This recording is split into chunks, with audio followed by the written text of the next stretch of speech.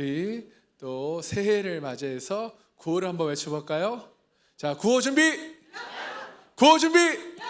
내가 먼저 주님의 나와 같은 내가 먼저 주님의 나와 같은 내가 먼저 주님의 나와 같은 와!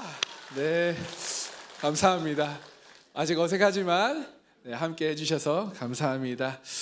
네, 우리 지난 한 주간 우리 신년 금식 기도회를 가졌습니다. 우리 나름대로 금식하며 하나님 앞에 나와 기도했어요. 먹을 것을 줄였고 말하는 것을 줄였고 스스로 의지하는 것들을 내려놓았습니다. 그래서 몸은 분명히 약해졌지요. 집중력도 떨어지고요. 기운도 빠집니다. 그런데 이상한 일이 일어나요. 무엇이냐? 몸이 가벼워지고 마음이 또 뚜렷해지고 또렷해지며 겉사람은 줄어들었는데 속사람은 깨어난 줄 믿으시기 소망합니다. 그래서 금식의 신비는 우리의 겉사람이 약해지지만 우리 안에 있는 그 속사람은 깨어나는 것임을 여러분 깨닫기 소망해요. 그래서 금식이 끝난 오늘 이 시간 우리는 이 질문 앞에 서야 해요. 과연 나는 한 주간 무엇을 내려놓고 무엇이 변했는가? 몸만 내가 배고픔만 참은 것인지 그냥 여기에 나와 예배드리고 기도만 했는지 아니면 나의 속사람이 새로워졌는지 내 삶의 주인이 나에서 주님으로 변해가고 있는지 여러분 한번 이 질문 앞에 서길 소망합니다. 여러분 신앙은요, 신앙생활은 단순히 어떤 종교적 훈련을 해냈다, 끝냈다라고 끝나지 않아요. 여러분 하나님은 우리에게 며칠 금식했니? 얼마나 힘들었니? 라고 질문하시기보다 하나님이 묻는 질문은 훨씬 깊어요. 무엇인지 아십니까? 너의 속사람은 새로워졌느냐? 너의 삶의 주인의 자리에서 내려왔느냐? 내가 너의 삶의 주인으로 지금 나를 높이고 있느냐? 이 질문입니다. 사도 바울도 오늘 본문을 통해 우리에게 신앙의 본질을 정확하게 짚어주고 있어요. 신앙이란, 신앙생활이란 겉사람을 지키는 싸움이 아니라 나의 속사람을 새롭게 하는 여정이다라고 말하고 있어요. 여러분 신앙생활의 핵심은 겉사람이 약해지지 않게 관리하는 데 있지 않고 나의 겉사람이 약해질 때 내가 무엇을 선택하느냐에 있다는 거예요. 신앙생활은 나의 속사람이 날마다 주님 안에서 새로워지고 그 전날보다 그 전보다 더 오늘이 새롭게 되고 더 성숙한 그런 그리스도인이 되는 것입니다. 그래서 바울은 오늘 우리에게 겉사람은 낡아진다라고 말하면서 우리에게 정말 그것이 무엇인지를 우리에게 말씀하고 있어요. 우리 함께 이 말씀을 나누기 원하겠는데요. 자, 우리 첫 번째 함께 읽어볼까요? 시작. 겉사람은 반드시 낡아지지만 우리는 낙심하지 않습니다. 아멘. 자, 오늘 본문 4장 고린도후서 4장 16절 상반절에 그러므로 우리가 낙심하지 아니하노니 우리의 겉사람은 낡아지나. 여러분 그렇습니다. 우리의 겉사람은요 세월이 갈수록 낡아져요. 사도 바울은 신앙을 말할 때 현실을 지금 감추거나 포장하지 않아요. 믿으면 괜찮아진다, 다 잘 될 거야 라고 말하지 않습니다. 아주 솔직하게 얘기해요. 우리의 겉사람은 늙습니다. 낡아집니다. 겉사람은 시간이 지나면 지치고 나이가 들면 약해집니다. 그러나 상황과 환경에 따라 또한 쉽게 흔들리기도 해요. 여러분 신앙은 겉사람이 낡아지지 않게 막아주는 그런 어떤 보험이 아니라 신앙은 겉사람이 낡아지는 그 현실 속에서도 낙심하지 않게 하는 힘이 바로 신앙임을 여러분 믿으시기 소망합니다. 여러분 혹시 여러분 가운데 낙심하고 있으십니까? 절망 가운데 있으십니까? 그 이유가 무엇일까요? 겉사람이 낡아지기 때문에 아니에요. 겉사람의 인생에 중심을 주었기 때문이에요. 겉사람의 인생에 중심을 두었기 때문에 우리가 낙심하고 절망하고 또 우리가 좌절하는 것이에요. 건강이 무너지면 인생이 끝난 것 같고 또 일이 막히면 모든 것이 실패한 것 같아요.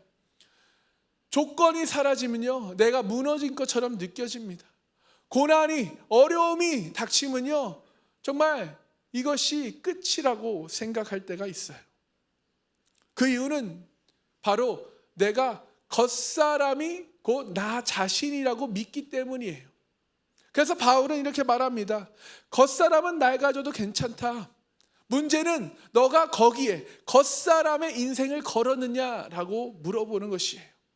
사랑하는 성도 여러분, 신앙생활이란 겉사람을 붙잡는 삶에서 내려와야 하는 것입니다. 그리고 속사람의 중심으로 옮기는 결단임을 깨닫고 믿으시기 소망합니다. 그래서 성경에서 낡아진다라는 것은 단순히 늙어간다는 의미가 아니에요.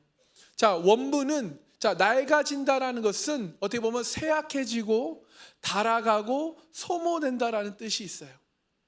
그래서 체력은 예전 같지 않습니다. 집중력이 쉽게 흔들려요. 여러분, 배가 고프니까요, 설교가 안 써져요. 쓰면서 배고파. 자꾸 말씀을 묵상해야 되는데 음식을 묵상하고 있어요. 주여. 집중력이 쉽게 흐트러지는 모습을 보고 있습니다. 또 회복은 더디고 마음과 감정은 더 쉽게 지칩니다. 바울이 여러분 이 현실을 부정하는 것이 아니에요. 신앙이 좋으면 겉사람이 낡아지지 않는다라고 말하지도 않습니다. 신앙은 겉사람의 노화를 막는 기술이 아니라 낡아지는 이 겉사람을 바라보는 우리의 관점의 차이를 바꾼다는 거예요. 여러분, 우리의 겉사람은 흙으로 지음받았습니다. 그래서 하나님께서 아담에게 이렇게 말씀하셨죠. 너는 흙이니 흙으로 돌아갈지니라. 여러분, 이 말씀이 지금도 유효해요. 겉사람이 낡아지는 것은 여러분 우리의 실패가 아니라 당연한 것, 창조의 질서라는 것입니다. 문제는 무엇이냐? 낡아지는 이 겉사람이 아니라 우리의 그 속사람. 문제는 겉사람의 인생의 중심을 두는 태도라는 거예요. 우리의 속사람의 중심을 둬야 되는데 문제는 자꾸 우리는 겉사람의 그 인생의 중심을 둔다라는 것이죠. 이 겉사람이 중심이 되면요, 우리의 신앙도 감정도 인생도 함께 흔들리기 마련이에요. 그러나 겉사람이 무너진다고 인생이 끝나는 것은 아니시죠.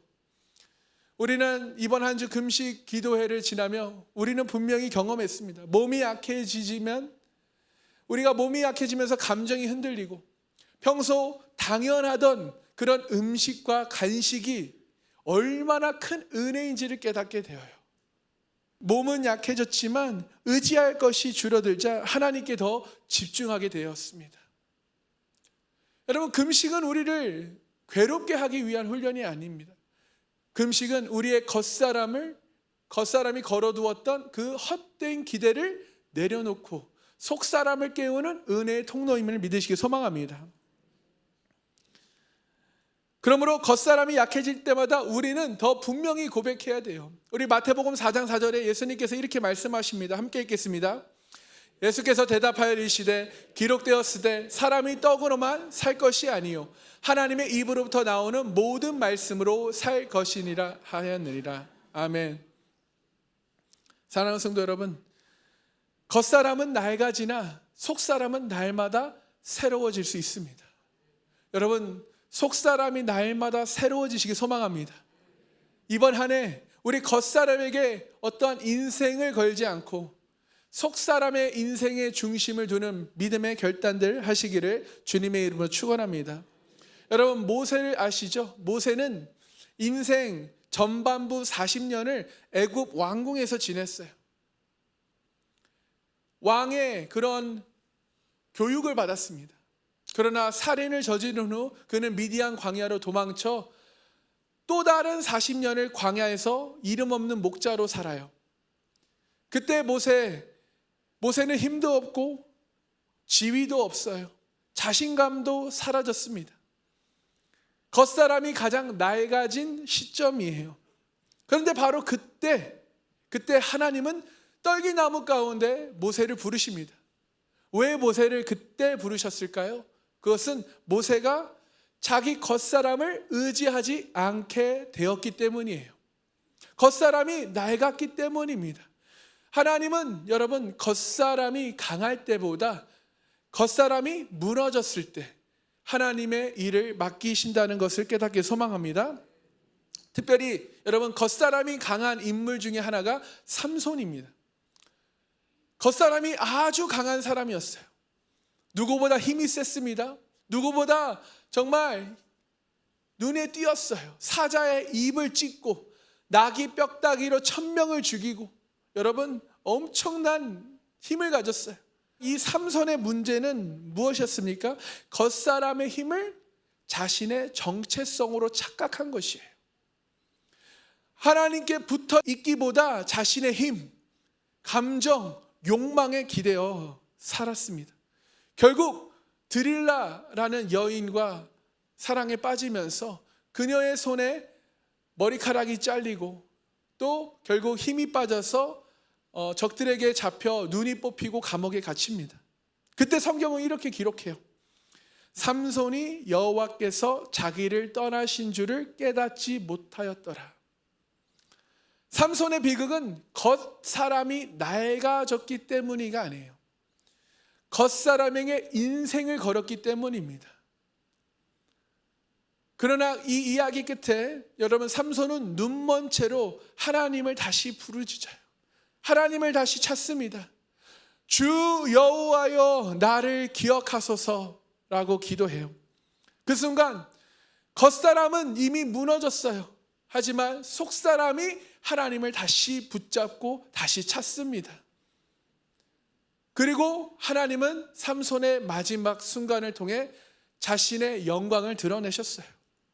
여러분 이 이야기는 분명하게 우리에게 이렇게 말합니다. 겉사람은 언제든 무너질 수 있어. 그 겉사람에게 집중하지 말고 속사람이 하나님께 붙어 있느냐 그것에 집중하여라 라고 말하고 있어요.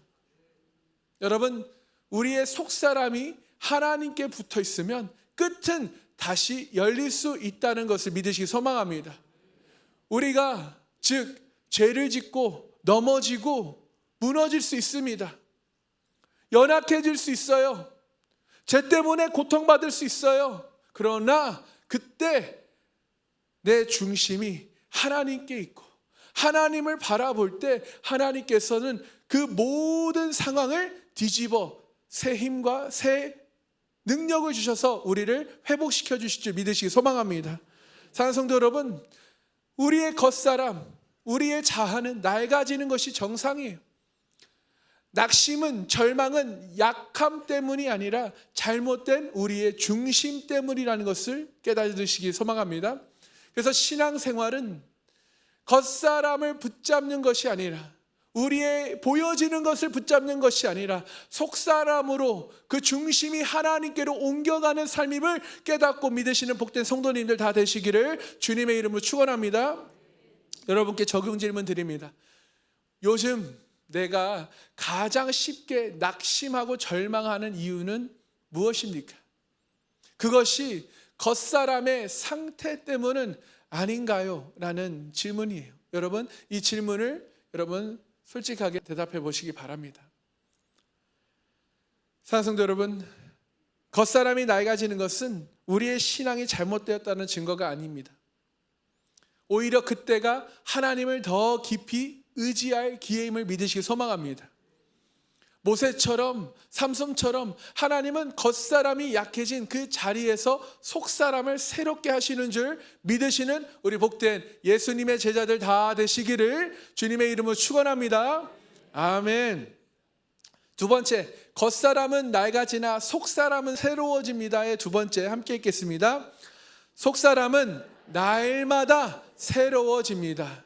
아멘. 여러분 속사람은요 날마다 매일매일 매 순간 새로워져야 하는 것이에요. 아멘. 자, 16절 하반절에 뭐라고 말씀합니까? 우리의 속사람은 날로 새로워지다. 날로 새로워지다. 바울이 말하는 속사람은 단순한 감정이나 기분을 얘기하는 것이 아닙니다. 성경에서 이 속사람은 다음과 같이 이야기해요. 속사람, 하나님 앞의 정체성이 속사람입니다. 말씀을 받아들이는 나의 내면의 태도가 속사람이에요. 선택과 결단을 만들어내는 나의 영적 중심이 바로 속사람이에요. 그리고 마지막으로 하나님과의 관계의 깊이를 얘기하는 것입니다. 여러분, 여러분의 속사람은 어떻습니까? 하나님 앞의 정체성, 말씀을 받아들이는 내면의 태도, 선택과 결단을 만들어내는 나의 영적 중심, 그리고 하나님과의 관계의 깊이는 어떻습니까? 속사람은 내 인생을 실제로 움직이는 보이지 않는 중심이라는 것입니다. 그래서 바울은 겉사람은 밝아지나 속사람은 날로 새로워진다라고 말하는 거예요. 겉사람은 시간의 지배를 받지만 속사람은 하나님과의 관계를 따라 달라진다는 것을 깨닫기 소망합니다. 겉사람은 시간이 지날수록 늙어요. 그러나 속사람은 시간이 지날수록 하나님과 관계가 될 때 우리는 성장하게 되는 줄 믿습니다. 그런데 만약에 우리의 속사람이 하나님과 관계에 집중하지 않으면 우리의 속사람은 성장하지 못하는 거죠. 계속해서 어린아이의 신앙을 가지게 된다는 것이에요. 그래서 바울은 속사람이 한 번 크게 새로워진다라고 말하지 않습니다. 뭐라고 말해요? 날로 새로워진다라고 말해요. 이 말 속에 여러분 중요한 포인트, 진리가 있습니다. 무엇입니까? 속사람은 자동적으로 유지되지 않는다는 거예요.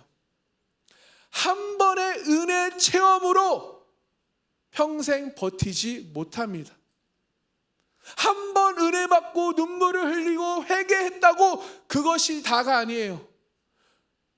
그걸로 여러분 유지되지 못해요. 우리의 속사람은 날마다 날로 하나님 안에서 말씀으로 새로워져야 되는지 믿으시기 소망합니다. 많은 사람들이 착각해요. 한 번 은혜 받았다고, 한 번 회개했다라고, 교회 나온다고, 예배 드린다고, 헌금했다고 속사람이 자동으로 유지되지 않습니다. 여러분, 하나님과 관계, 큐티를 통해서, 말씀을 통해서 우리는 날마다 우리 자신을 돌아보며 주님 안에서 새로워져야 될 줄 믿으시기 소망합니다. 하나님, 즉 말씀인 하나님을 우리가 날마다 섭취해야 되는 거예요. 그 영양분을 우리가 먹어야 되는 것입니다. 그러므로 매일 우리의 삶의 방향을, 시선을 하나님께 다시 맞춰야 하는 줄 깨닫고 믿으시 소망합니다. 그러므로 속사람의 새로움은, 이 속사람의 새로움은 하루 단위의 선택에서 결정된다는 거예요. 오늘 하루 내가 큐티를 했는가? 그냥 큐티를 그냥 형식적인 큐티가 아니라 정말 하나님을 내가 정말 이 말씀을 묵상하고 취했는가? 이 하루가 여러분 우리의 속사람의 새로움을 결정한다는 것이에요. 여러분, 금식 기도회는 끝났어요. 그래서 바울은 오늘 이렇게 말합니다. 우리에게 이제부터가 진짜 시작이다. 지금부터가 진짜 시작이야. 은혜 받고부터가 진짜 시작이야. 결단하고부터가 진짜 시작이야 라고 말하고 있어요. 여러분, 오늘부터 주님 안에서 날마다 새로워지시기를 소망합니다.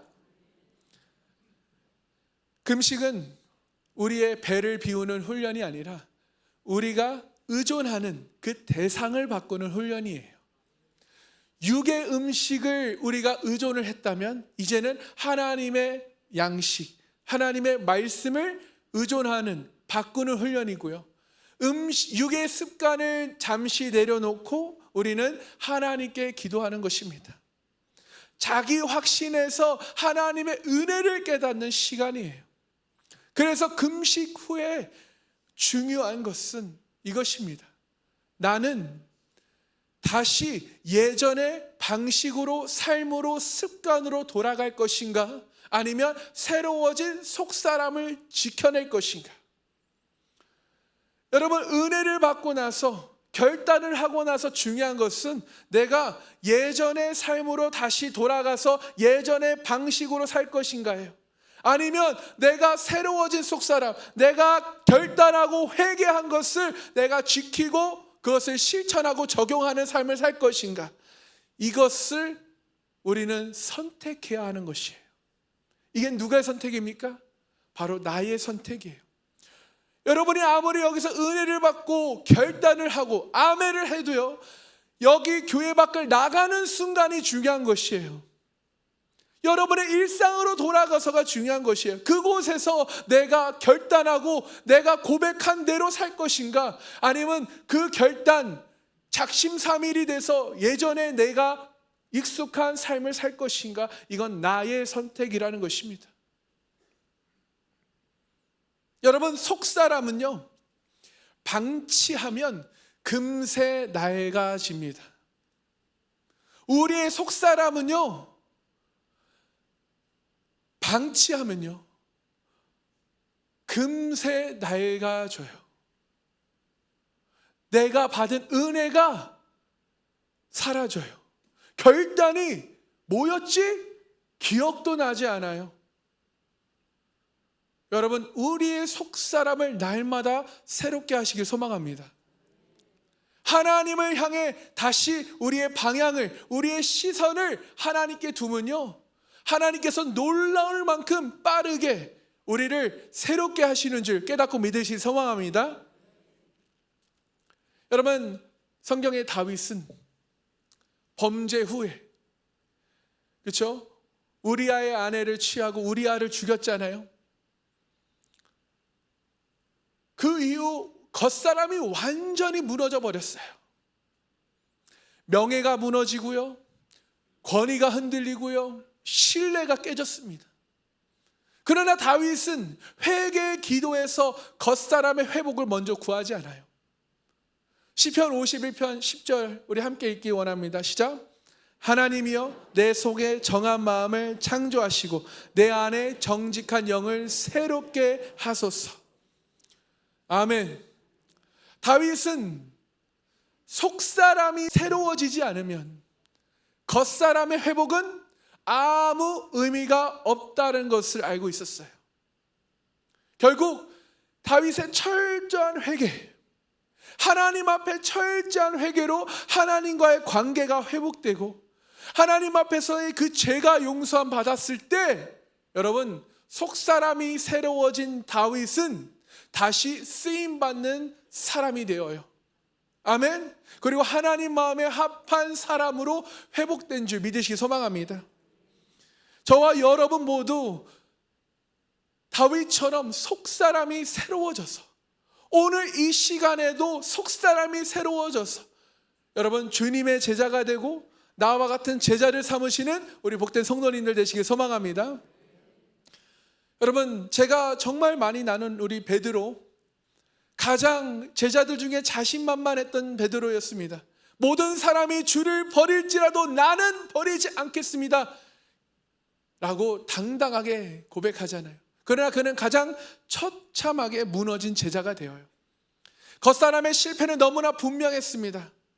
그러나 부활하신 예수님을 만난 베드로, 여러분, 베드로를 예수님께서 다시 부르실 때 겉사람의 실수를 책망하시나요? 너 왜 그랬어? 왜 나를 배신했어? 어떻게 그럴 수가 있어? 라고 하나요? 아니요. 뭐라고 물어보시죠? 너는 나를 사랑하느냐?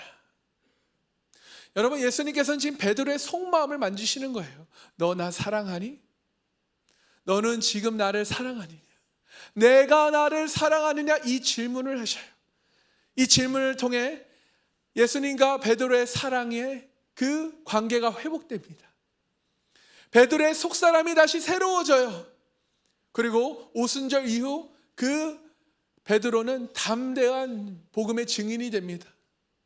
여러분 예수님을 사랑하십니까? 정말 사랑하십니까? 여러분, 그 대답은 주님만 아세요.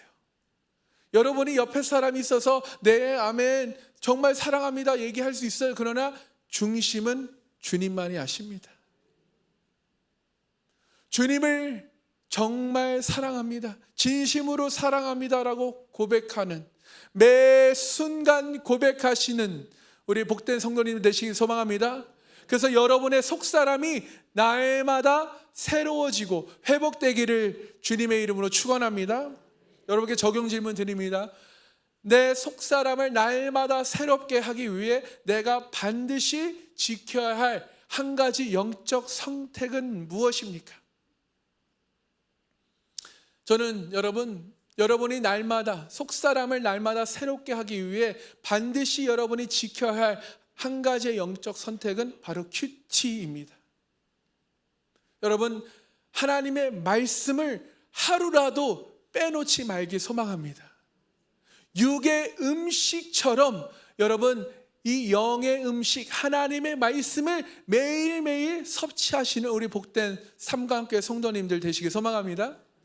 여러분, 속사람이 새로워진 사람은요, 우리가 속사람이 새로워질 때 우리의 상황, 같은 상황이지만 변함이 없는 상황이에요, 환경이지만 우리가 전혀 다르게 해석하게 된다는 거예요. 믿으십니까? 나의 실패는 그전에 나의 실패였지만 이제는 그것이 끝이 아니라 하나님의 과정으로 해석을 하고, 나의 고난은, 어려움은 벌이 아니라 하나님의 연단이며, 나의 그 삶의 지연들은 거절이 아니라 하나님의 준비 과정이라는 것이에요. 그래서 바울은 환난 속에서도 낙심하지 않을 수 있었던 이유는 바로 바울은 그 속사람이 매일 날마다 새로워지고 있었기 때문인 줄 믿으시 소망합니다.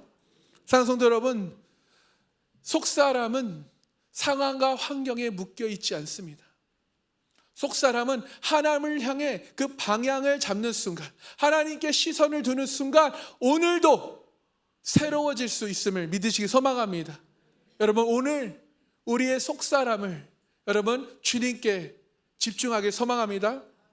지금 우리에게 필요한 것은 더 강한 겉사람이 아니에요. 보여지는 겉사람이 아닙니다. 날마다 새로워지는 속사람임을 깨닫고 믿으시는 우리 복된 주님의 제자들 되시기를 주님의 이름으로 축원합니다. 아멘. 세 번째, 겉사람은 낡아지나 속사람은 새로워집니다. 세 번째 함께 읽겠습니다. 보이는 것을 넘어서 보이지 않는 것을 붙잡으십시오. 아멘. 여러분, 보이는 것을 넘어서 보이지 않는 것을 붙잡길 소망합니다. 17절 함께 읽겠습니다. 우리가 잠시 받는 환난에 경한 것이 지극히 크고 영원한 영광에 중한 것을 우리에게 이루게 함이니. 아멘. 바울은 잠시 받는 환난이 영원한 영광에 이른다고 얘기해요. 여러분, 우리는 이 세상에서 길어봤자 80년, 90년 살아요. 여기서 받는 고난은 즉 잠시 받는 고난이라 얘기해요.